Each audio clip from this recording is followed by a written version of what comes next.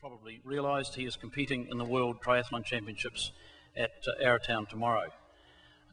Jeremy shares his life experiences as a motivational speaker, and I'd like you to welcome Jeremy NC Newman.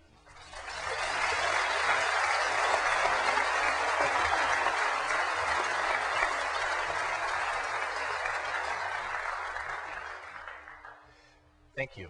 I'd like to thank you for inviting me to this wonderful country of yours. It is absolutely beautiful.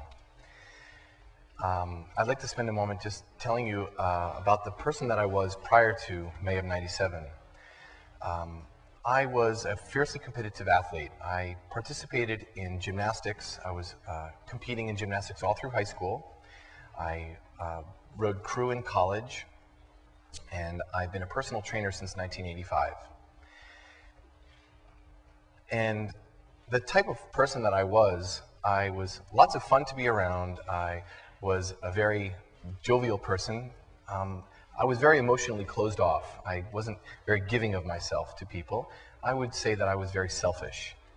And my entire life was structured, so I didn't really need anyone in my life. It was completely self-sufficient. And I lived my life in that fashion. After what happened to me, after I hit the ground in May of 1997,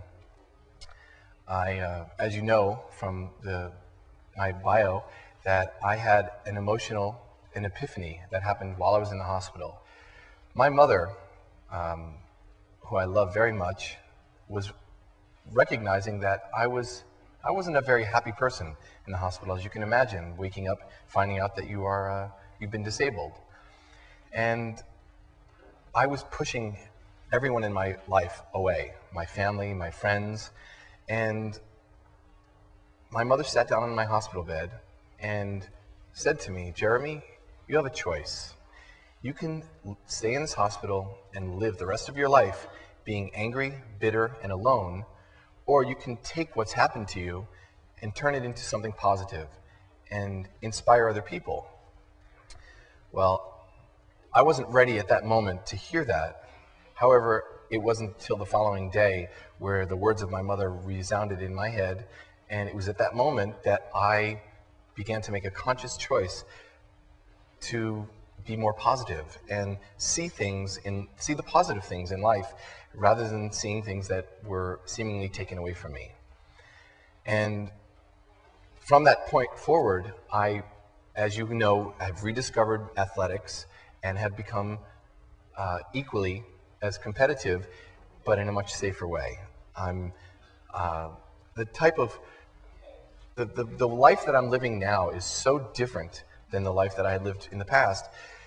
And I think the most overwhelming difference is that my reason for participating in sports, my reason for being a sports and conditioning coach, and my reason for being a motivational speaker is how I can affect other people in a positive way.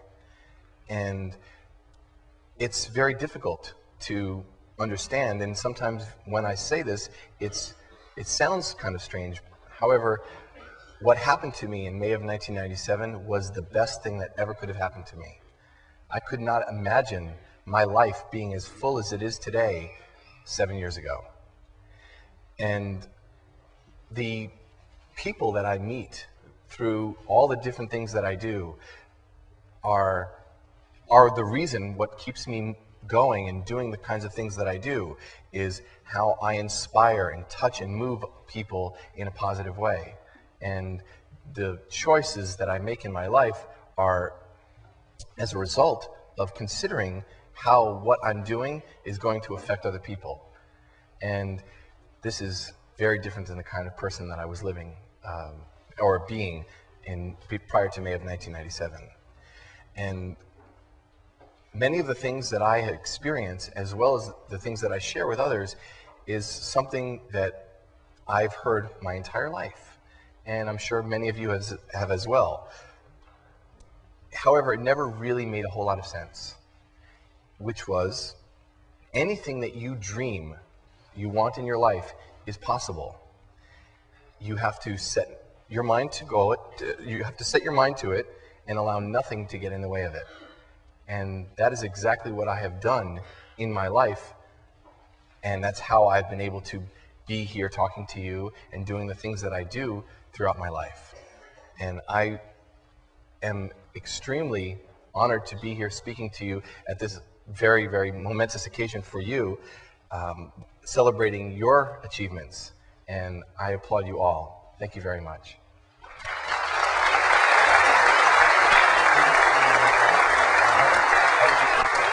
Okay.